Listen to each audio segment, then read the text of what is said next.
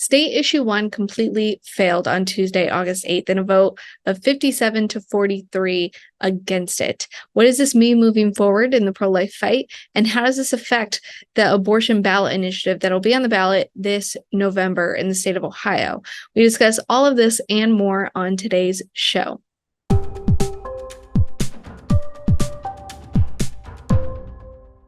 Hello, everyone, and welcome back to Ohio Right to Life's Pro-Life podcast. My name is Lizzie Marbach, and I'm the Director of Communications for Ohio Right to Life. And on today's show, we're going to be talking with Phil Williamson. Phil is one of Ohio Right to Life's very own board members. He's an amazing lawyer and very talented at what he does. And he walks us through all of the legal implications that would happen if the Abortion Ballot Initiative was passed this November. So be sure to stay tuned to watch our interview with him. But before we get into that, I do want to discuss what happened on Tuesday, August 8th, concerning issue 1. So obviously on this channel, we were talking about issue 1 quite a bit. It was very important to our organization that issue 1 would pass. And the reason for that is because this November, the abortion lobby is attempting to enshrine state-sanctioned murder into our Constitution. And so issue 1 would have made it harder for them to do that. And unfortunately, it failed. And it not just failed, but it lost by a vote of 57 to 43. So it was a pretty large loss that happened on Tuesday. So what happened there, and where do we move forward from here? I will just say, as a voice of encouragement to pro-lifers across the state of Ohio. First, the fight is not over. Issue 1 was just step 1 to defeating the abortion lobby in the state of Ohio. The real fight will happen this November, and that's what we have to be focused on. But if we can learn one thing, and one thing only, from Tuesday night's loss, it's that the left and the abortion lobby are serious. They're serious about what they believe. They're serious about what they want to do. And they don't just talk the talk. They don't just have these apathetic beliefs and platitudes that they, rattle off when asked. But they have conviction, and they act on that conviction. They go out and they vote, and they get their people to do the same. And we have to do the same here on the right. We have to do that in the pro-life movement. I think that for so long, we have been lulled to sleep because with Roe there, we felt like we never even had a chance of ending abortion. And so we became very apathetic about the issue. We became comfortable with nothing actually getting done. But Roe's gone, and we are able to get things done. We are able to protect life and end abortion in our state. But we have to get serious about that if we want that to happen. And what happened on Tuesday was not us getting serious about that. That was us remaining to be apathetic. And so I would just humbly ask Ohio's pro-life movement to wake up and to recognize what time it is. We are on the cusp of state-sanctioned murder of preborn lives being written into our Constitution. Not a court opinion, not a piece of legislation, but in our guiding document that is meant to protect our liberties and freedoms. We're about 90 days away from that possibly being written into Ohio's Constitution, written in the highest law of our land in the state of Ohio. I don't think that I can overstate how important it is that we fight against this, and we fight against it clearly with conviction. We cannot be afraid to say that abortion is murder. We cannot be afraid to say that abortion is wrong and that it has no place in our Constitution. Our Constitution is supposed to uphold and protect our rights, beginning with the right to life. So writing in abortion into our state's Constitution literally goes against the very purpose of the Constitution, which is supposed to enshrine rights, God-given rights, may I say. And none of us have the God-given right to kill our own children or to kill somebody else's child. That is nobody's right. That is murder, and that is evil. And in Ohio, we should never ever be comfortable with that, even having a chance of happening in our state. And so I would just implore everyone that's listening to me right now to really get serious, to get motivated, and to tell every one of your friends and families about what's at stake this November if we don't get out to vote no. Talk to your pastors, get our churches involved. Why are our pastors asleep on this? Why is the Christian movement and the Christian community apathetic about this? As Christians, from the very beginning, we have been the ones that fight against murder. We have been the ones who fight against injustice. In the Roman Empire, it was the Christians who were saving the children who were literally getting thrown away. If you look back in the early church, the Romans, the culture of the day, the pagans of the day, they were throwing away their children, literally. They were throwing away their children.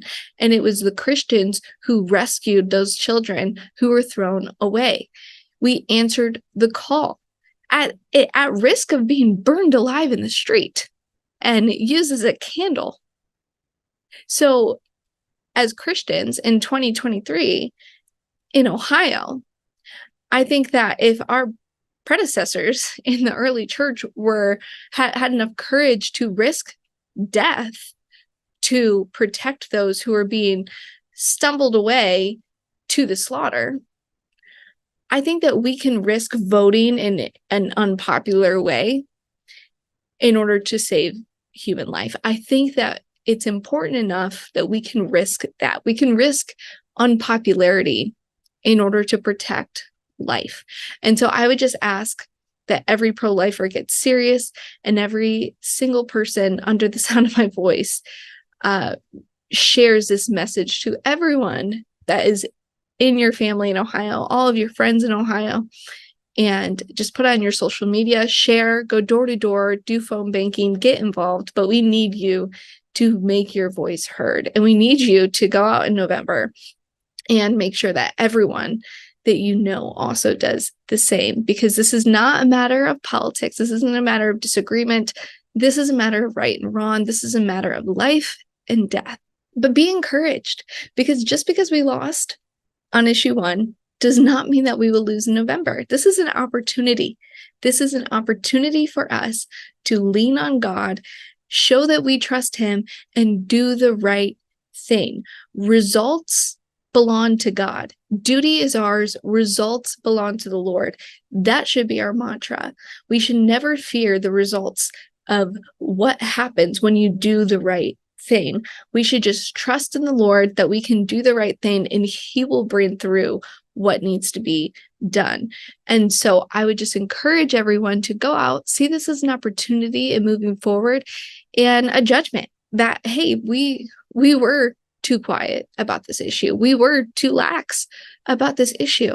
We have lulled an entire society to sleep on this issue. But now we have a chance to wake people up. We have a chance to spread the truth. And we have a chance to run the abortion lobby out of Ohio. We have a chance to end all abortion in the state of Ohio. If we do this right, we can save lives. We can protect life, and we can build a culture of life. But we have to stand up. We have to take action, and we cannot wait any longer. We have to be serious. And if we're serious, and if we're trusting in God, then with God, all things are possible. But if we remain quiet, and if we remain fearful and don't move out of fear of man and fear of unpopularity or being called names, then I seriously worry about what's to come in November. So with all of that said, we're going to talk to Phil today, and he's going to fill us in about what's really at stake, the evil behind this abortion ballot initiative. He's going to give us all of the details. So I please ask you to listen to the entire interview, take it all in, really understand what is at stake here, and then share it far and wide. Share this message far and wide. Remember to hit subscribe and like if you like this video. That really helps us out in the algorithm and helps this message get out to even more people than it already is.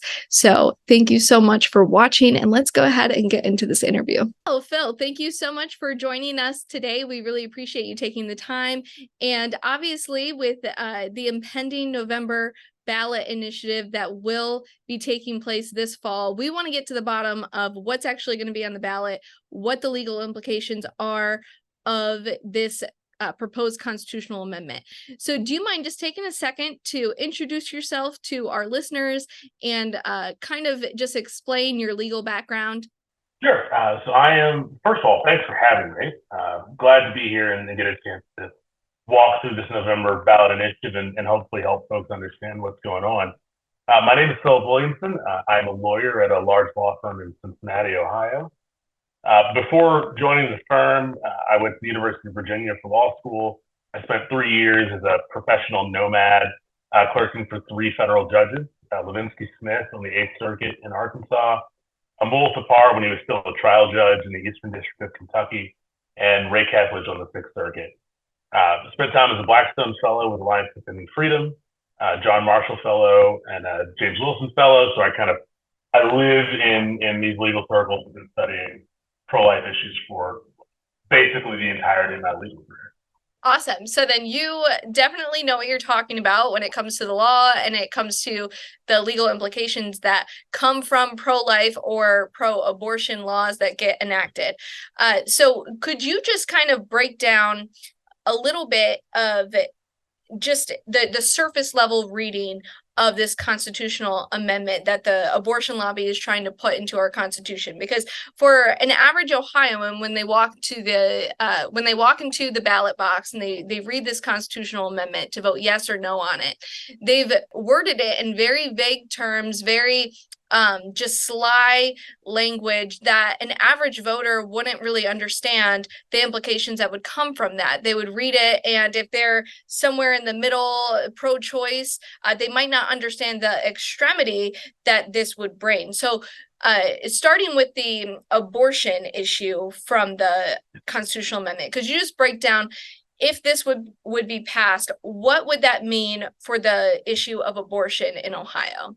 Sure. So let me first say, when you're reading this ballot initiative, I think the 2 most important questions to ask, and they're very simple questions: who and what?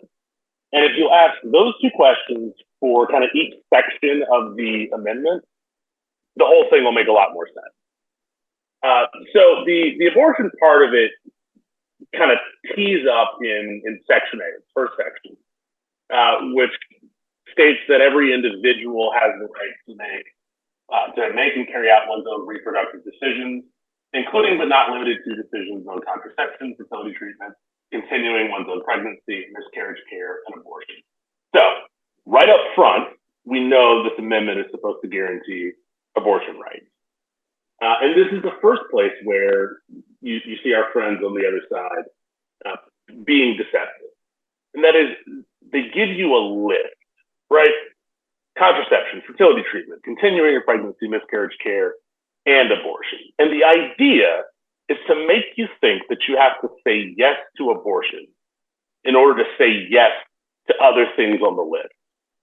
Things that you already enjoy the right to do in Ohio and that are not an issue in this election or any other election. You have always, always, always had the right to continue your own pregnancy. You've always had a right to miscarriage care. The only thing that changes with this amendment is adding abortion to the list. So don't feel like you have to say yes to abortion to say yes to the other things on the list. The second sort of tricky part of this is including but not limited to. You ought to ask, what else does that include?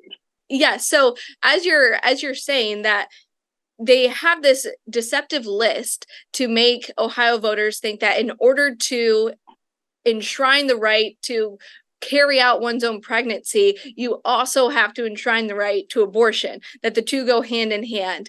And they kind of underhandedly add in the phrase, including but not limited to. And so could you just kind of unpack that a little bit more and explain why would they even add that phrase in, including but not limited to? If this is really about enshrining abortion, why would they feel the need to even add that phrase to this amendment? That's a great question, and frankly, one I'd love to ask our friends on the other side, though I don't know that they'd give us a straight answer to it. But clearly, they think this amendment is going to guarantee something beyond abortion. It's about more than just abortion. I think the way that the amendment is worded, when you have these kind of vague and broad phrases like carrying out one's own reproductive decisions, that phrase is broad enough to include basically anything that you might do with your reproductive organs, which includes trying to trade them for a different set. So, when pro-lifers are talking about the ways that, for example, so-called gender-affirming care, trans surgeries, all that gets smuggled into this amendment, it's in that, including but not limited to and reproductive decisions language. Now, I imagine some of our listeners, some of our friends might be asking, look, is there really a connection between, all this transgender stuff and abortion?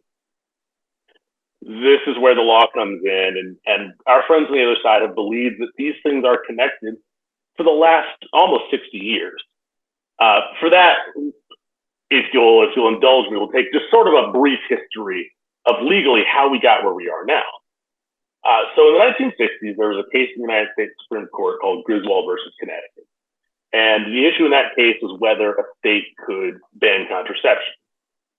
The Supreme Court held there is a right to privacy in the Constitution that covers a right to use contraception. When we get to 73 and we get to Roe versus Wade, Roe mostly relies on Griswold to get this, right to privacy also includes a right to abortion. If you fast forward to 1992, when you get Planned Parenthood versus Casey, which kind of doubles down on Roe, you continue with this, right to privacy, right to make your own intimate decisions language, right? In 2003, in Lawrence versus Texas, when the Supreme Court struck down state bans on, on homosexual sodomy, the court mostly relied on this intimate decisions language from Planned Parenthood versus Casey.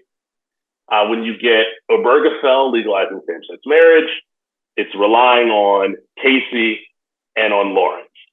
And then when we got the Bostock decision a few years ago, which found that the Civil Rights Act's prohibition on discrimination on the basis of sex included gender identity, it relies heavily on that same language out of Obergefell, out of Windsor, which struck down the Defense of Marriage Act, Casey, Lawrence, the works. And so what you have is kind of a thread that runs pretty cleanly from abortion to these transgender issues. They've been sort of litigated as one continuum for the better part of 50 years.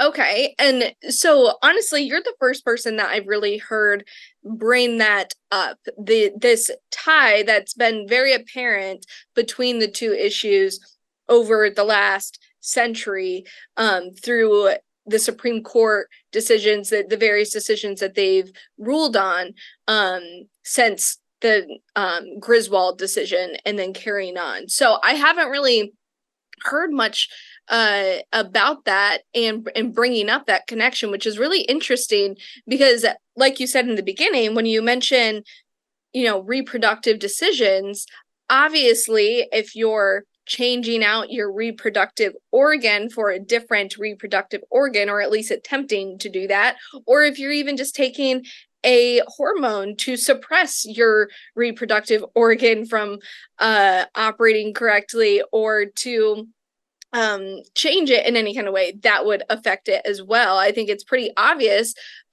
for us to make that connection, but even legally speaking, I haven't heard too many people actually bring up the other decisions. And I know that Clarence Thomas kind of went into that a little bit more in detail in the Dobbs decision, in his opinion that he wrote.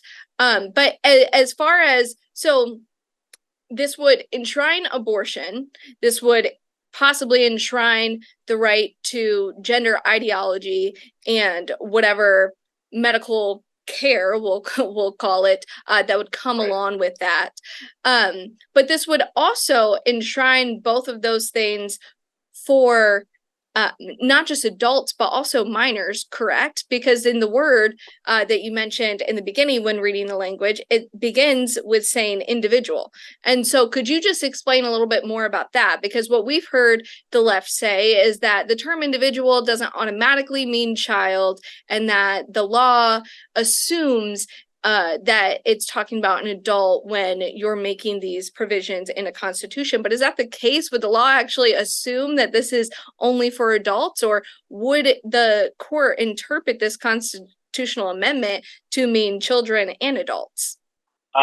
It's always a dangerous game to predict exactly what the Ohio Supreme Court is going to do. And of course, we elect our Supreme Court justices serve, 6-year terms. So the court today may not be the same court we're in front of 10 years from now, right? What we can say is that our friends on the left think that minors have the right to abortion. And this was true under, the Casey regime. This was true up until Dobbs. So we know at the very least that when our friends on the other side are talking about abortion, they certainly think that, minors should be allowed to have abortion. And the fact that minors should be able to do so without any kind of interference from parents. One of the places that, by the way, that you'll see this is in Section B, where it talks about where the amendment would forbid the state from, among other things, burdening the right to abortion or the access to making reproductive decisions. Well, if you ask, after questions, who and what, you might ask, what is a burden? Well, among the things that the U.S. Supreme Court described as a burden on abortion are parental consent and parental notification laws. So, this amendment would ban those kinds of limits on abortion. You don't need a parental consent law for a 19-year-old. You need a parental consent law for a minor. So that's at least one other place where it's pretty clear to me if you read this amendment against the last 50 years of litigation we've had over abortion in this country, of course, this amendment is not going to be limited to adults. Yeah, no, absolutely. And just to see how big of a deal the other side is making this talking point that, we're liars for saying that this would strip parents of their rights to protect their kids from making harmful decisions. You can tell that they're nervous about the truth actually coming out, and that they're really trying to hide that fact. But I think it's very important for us to recognize what is really at stake here. And so in Section C, well, B and C, they go on to explain a little bit more about the abortion and what this amendment would mean for abortion. And it says that abortion can be prohibited after fetal viability, but in no such case can an abortion be prohibited if in the professional judgment of the pregnant patient's physician, if they find that it's necessary to protect the pregnant patient's life or health. And so what does that mean? Because we hear a lot of people saying that this wouldn't enshrine abortion until birth. This would just be abortion until viability. But we know that the term health has been used to bypass that. And then also, furthermore, in Section C, it also goes on to define fetal viability, and it defines it saying that it can only be decided on a case-by-case basis, which I imagine would make it very difficult to draft any legislation to prohibit abortion after any specific gestational limits if it has to be decided on a case-by-case basis. So could you explain that a little bit more about what implications does this have for abortion, and how far into pregnancy would this really force abortion onto Ohio? Sure. So we'll circle back to our two big questions, right? Who and what? So the key who question, the state. So the amendment, reads, the state can prohibit abortion after viability, but cannot prohibit it if, in the judgment of the pregnant patient's treating physician, the abortion is necessary to preserve life and health. Well, Who is the pregnant patient's treating physician? It's the abortion provider. So the state can restrict abortion after viability, but not if the abortionist himself says that the abortion is necessary. That ought to set off some red flags. You might also ask, and this, by the way, goes back to the transgender sort of issue in this amendment. You will notice that you never see the word mother or woman in this amendment. You get this, frankly, grammatically awkward phrase, pregnant patient, treating physician, or pregnant person. Last I checked, that's only women. We call them mothers. But this amendment sort of can't even commit itself to the idea that only women can be pregnant. So that's an aside. But, this pregnant patient's treating physician, this is the abortionist. So the state cannot restrict an abortion if the abortionist says that the abortion is necessary to protect the mother's life or health. Our second question, what? What does the phrase life or health mean? Now, the image that our friends want you to have in your head is, they'll tell stories of women who, have cancer and need to undergo chemotherapy, can't do that because it will harm the child or might kill the child. And, or you have a preeclampsia situation where maybe an abortion is necessary to prevent sort of an immediate death. First of all, query whether that's actually true, but that's not really what life or health means in the abortion context. So you can go back to Roe versus Wade and unpack all of this. In Roe versus Wade itself, the Supreme Court said that health includes, quote, emotional, mental, financial, and familial factors that bear on health. So if the abortionist says this abortion at 8 months after viability is necessary to protect the mother's emotional health, to keep her from being sad, you can have the abortion. If the abortionist says, this child is going to be too expensive for the mother and is a threat to her financial health, you can have the abortion. If the abortionist says, in my professional judgment, the child's father is going to be very angry to learn that this woman is pregnant with his child, that's a danger to her familial health, you get to have the abortion. You can be pretty sure that abortion providers are going to certify in every single case that every pregnancy is a threat to the mother's health. One of the reasons we know this, by the way, is that our pro-abortion friends are currently suing to challenge and strike down Ohio's heartbeat bill, ban on abortion after 6 weeks.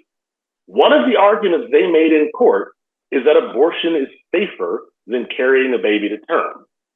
So yeah, if they think abortion is safer than pregnancy, they are going to say that the pregnancy is a threat to the mother's health in every single case. The end result is, in every case, the abortionist gets to decide whether the abortion is legal, not just before viability, but right up until the due date.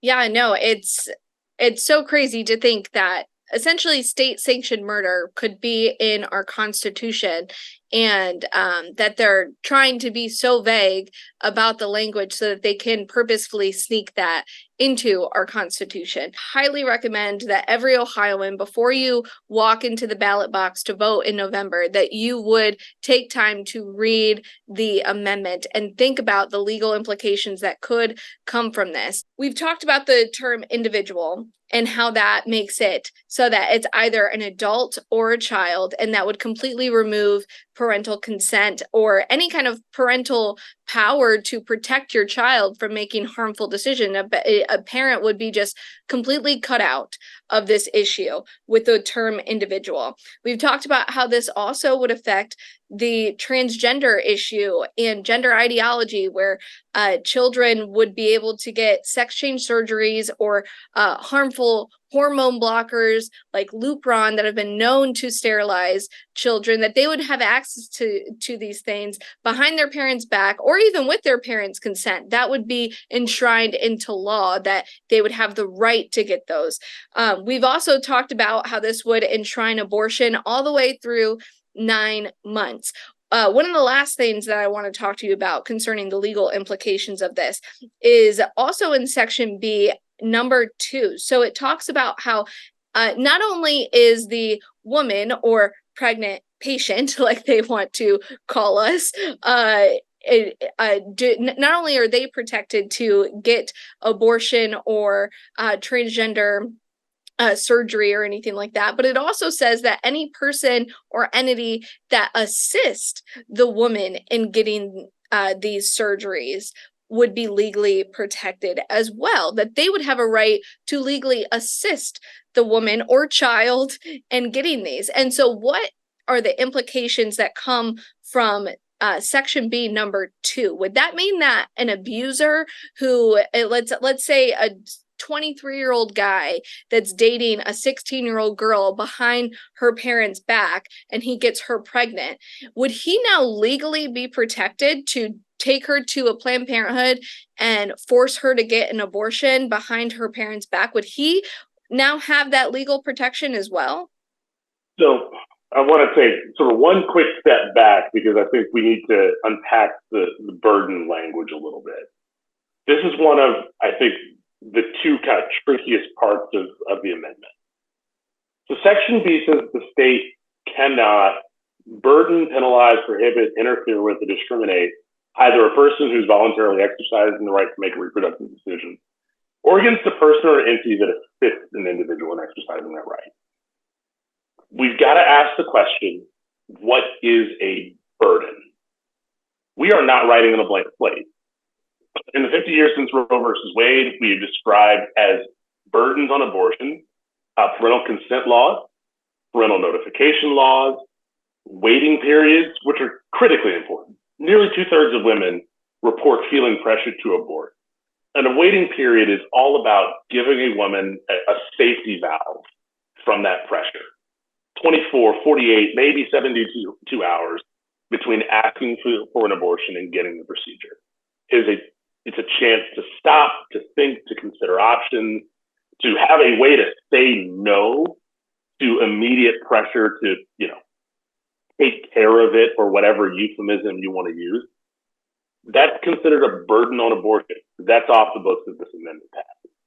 Informed consent laws, which we have been fighting about in this country for the better part of 25 years. Those have been described. They're described in Planned Parenthood versus Casey as burdens on abortion. Now, Casey said that a state can put burdens on abortion as long as it's not an undue burden, which is why, parental consent and parental notification laws and waiting periods and informed consent laws survive in some fashion in most states. But when you go from the undue burden language of Casey to no burden at all, which is what this amendment would do, we're in a completely different legal regime. All of these laws are completely off the table. Now, what does that look like for that second part of Section B? Protecting anyone who, an entity or a person who helps a woman get an abortion. The most obvious beneficiaries here, obviously, are abortion clinics and abortion doctors, right? It also includes a person who might drive a woman to get an abortion. This is your Uber driver. This is our friends up in Cleveland who are, running air flights to take women across state borders to get abortions. This is the high school basketball coach who impregnates one of his players, drives her to the abortion clinic, waits outside in the parking lot, and then takes her home. These people all, the state cannot do a lot to prevent them or to punish them for facilitating the abortion. Now, would this also include, because we've already tied this to the transgender issue, could this also include a teacher who gets hormone blockers for her 5th grade student without telling the parents? Would that protect that teacher as well to do that? It would. No burden on any person who helps someone exercise their right to make a reproductive decision. So if you can think of a way that you would help a person voluntarily exercise one of these reproductive rights, and you can think of a way that the state might burden that law is off the table. Wow. I mean, it's just completely insane.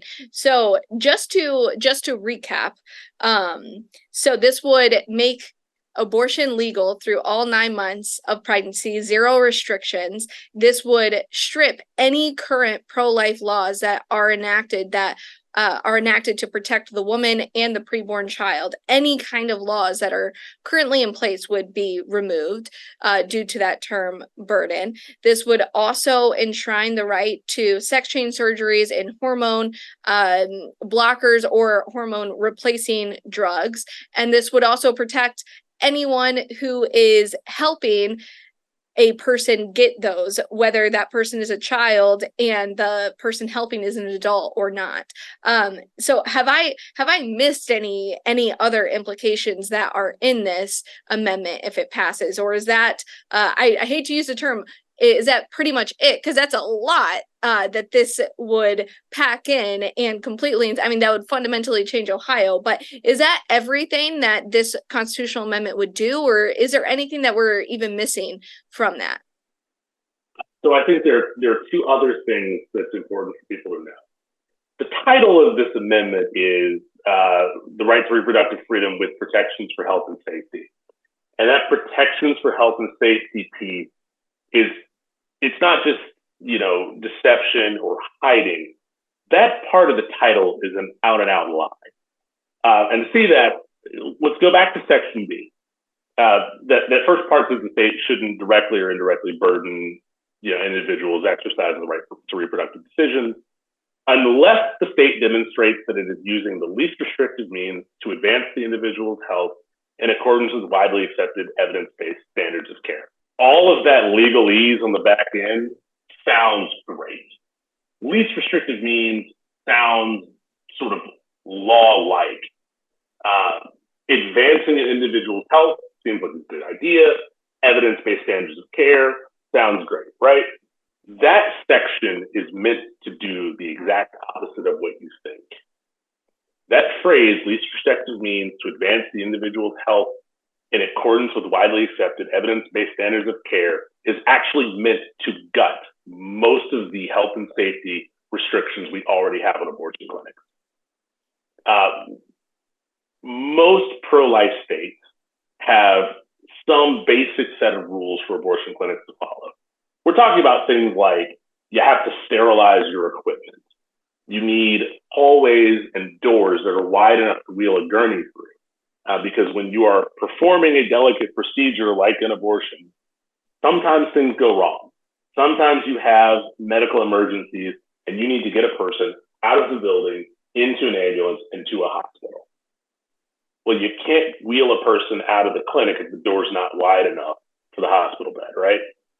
So states require you to have doors big enough to get out of. Abortion clinics fight these regulations tooth and nail in every single state where they come up. They took it to the Supreme Court about 10 years ago in Texas and Louisiana. Our friends on the other side refer to them as trap laws, targeted laws for abortion clinics. Those types of health and safety regulations would actually be forbidden under this amendment, because the argument that abortion clinics make all the time is that these rules about sanitation, these rules about clinic design are not actually evidence-based or don't actually advance, the mother's health. So you can be sure that they are going to, that once if this amendment passes, one of the first things that abortion clinics are going to do is argue we don't have to follow these health and safety regulations anymore. So that's sort of one piece. You need to understand this amendment is not creating protections for health and safety.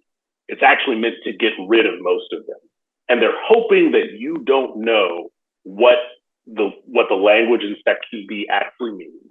And they're hoping that you don't know the background of litigation and the 30 or 40 years that we have been fighting about exactly these kinds of regulations. The second thing that our listeners should be aware of is Section C and its definition. So the definition of fetal viability is the most important one. This amendment would define viability as the point in a pregnancy when, in the professional judgment of the pregnant patient's treating physician, again, that's the abortionist, the fetus has a significant likelihood of survival outside the uterus with reasonable measures, determined on a case-by-case basis. Our two questions. Number one, who decides? It's the abortion provider. This is not a neonatologist. This is not a pediatrician. This is not someone who is trained in keeping babies alive. This is a person who's trained to kill them, deciding whether the child is viable. The second is, what does viability now mean? It means the baby has a significant likelihood of survival. That means more likely than not. As a practical matter, that puts viability around 25 to 27 weeks. It's going to be somewhere close to the end of the second trimester. Under current Ohio law, viability is defined as the point at which, in the determination of a physician, there's a realistic possibility of maintaining and nourishing life outside the womb. Under current Ohio law, all you need is a fighter's chance. And that puts the viability line at something more like 22 or 23 weeks. We're talking about a full month, maybe a month and a half difference between current Ohio definition of viability and what this amendment would do. And you change from having the decision about viability made by doctors who are actually interested in keeping the child alive and shifting that responsibility to a doctor who has been paid to kill that child. That's a wild shift in Ohio law being smuggled in this definition section. Again, hoping that people don't actually know that the definition of viability is changing. They don't know that the responsibility for determining viability is changing. And it just reinforces that in every single case, at every single week of pregnancy, the decision about whether or not to kill this child is going to be made by an abortion doctor who only gets paid if the child dies. That is why you have to vote no. If you take away nothing else from our conversation, is that no matter what else you see in the amendment, in every single case, the abortion physician decides whether the abortion is legal. And if you have been paid to provide an abortion, what do you expect the answer is going to be? Yeah, we're allowing the people that are responsible for killing innocent preborn children, we're giving them the responsibility to tell them when it's not okay to kill that innocent preborn child. It's just, it's so extreme. And like you said, they're depending on voters not understanding that that's the case when they just have, a brief reading over the amendment. I guess we shouldn't be shocked that the people that are fighting for this, the people that are fighting for the right to kill children, don't really have a real concern about protecting the health and safety of the mother or anyone involved in an abortion. But it definitely is something that needs to be pointed out, because they are trying to say the complete opposite to Ohioans. So, Phil, is there anything else that we're missing here as far as the amendment, and what would your final thoughts be to Ohio voters and our listeners and supporters as far as what the next step should be? How can we ensure that this doesn't go into Ohio's constitution? I would say a couple of things. First, in November, show up and vote no. You have to show up. The future belongs to those who show up. Elections belong to those who show up. You have to show up. You have to vote. Vote no. Second thing, talk to your friends, talk to your family members. There are tons of Ohioans out there who don't know what's going on in this amendment, who haven't made up their minds yet, that you have an opportunity to talk to and to persuade. My advice to you is this. Just tell them to read the language and ask two questions. Who decides and what is being decided? And if you'll ask those two questions, I think most of what we talked about today sort of begins to unfold. Understand that we are not writing on a blank slate. None of these words, have their ordinary meaning. We have been litigating almost every question that is in this amendment for the last 50 years. So you need to know kind of the big picture of what we've been fighting about. But if you need the quick hit takeaways, number one, the amendment is hiding an extreme, almost completely unregulated abortion regime, sort of in a nest of things that sound good or innocent. Number two, this amendment is going to wipe out parents' rights when it comes to protecting their children. Your protection of your kids is a burden on abortion, and that is forbidden under this amendment. Number three, this amendment is going to open the door to puberty blockers, to gender transition, so-called gender-affirming care, and more without parental consent or notification. And it's going to open that door by pretending the door's not there. That's what including but not limited to is for. That is why the amendment will not say woman or mother. And fourth, in every single case, go read the end of Section B. In every single case, the abortion provider gets to decide whether the abortion is legal. Everything else in the amendment is window dressing for that point. In every case, the abortion provider gets to decide. Wow. Well, I'm still blown away that this is on our ballot and even a question for us to vote on in November. But you're completely right. The first step is to get out to vote and to tell all of our friends and family to get out and vote, because most Ohioans they don't even know that this is going to be on the ballot. It's going to be an off-year election. A lot of people won't be paying attention.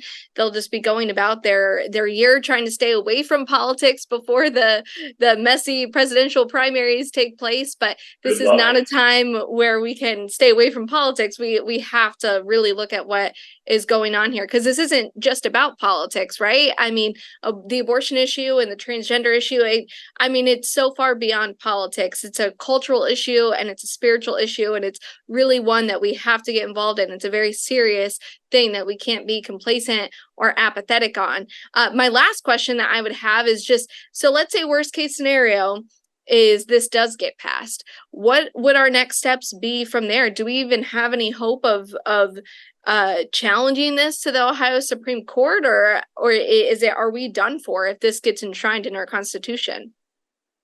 Well, there's a sort of good news, bad news. The bad news is a lot of our efforts as pro-lifers really get closed off if this amendment passes.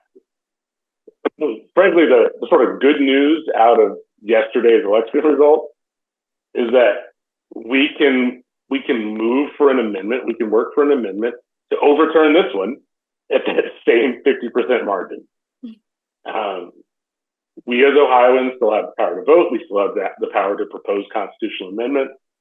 And I think, step one would be, let's start building and laying the groundwork to not just to overturn this, but to create a culture of life, to create policies around life, and to support pregnant women and their children and their families in a way that they don't feel like abortion is necessary.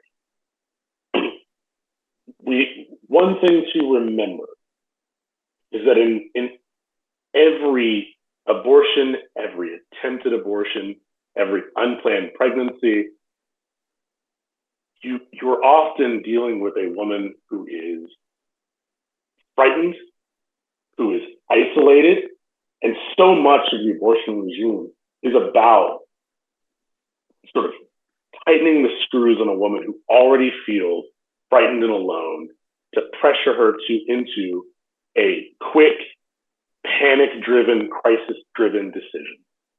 And one of the best things we can do, whether this amendment passes or not, is to, in our communities, be in a place where pregnant women do not feel like they're alone, where they don't feel like they have to make decisions out of crisis, where they don't feel like there are no options, where they don't feel like there's no hope.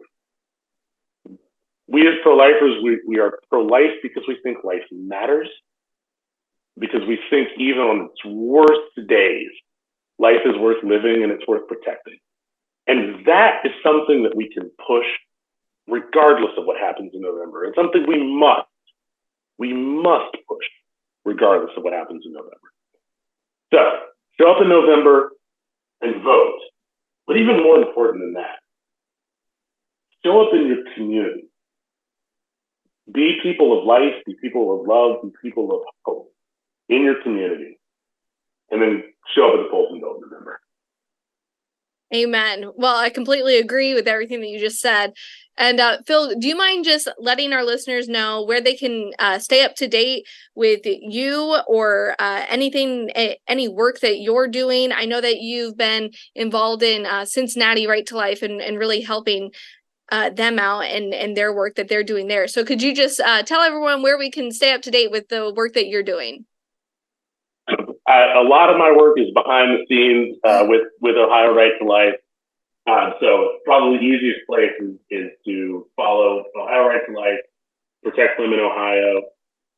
Certainly, if you have questions, if you have friends who are wondering what's going on with this amendment, can I talk to someone who knows?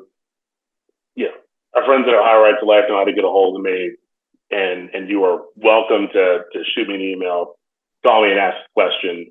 Happy to talk with anyone. You can reach me at philipbwilliamson@gmail.com. I check my own emails. Happy to talk if you got questions.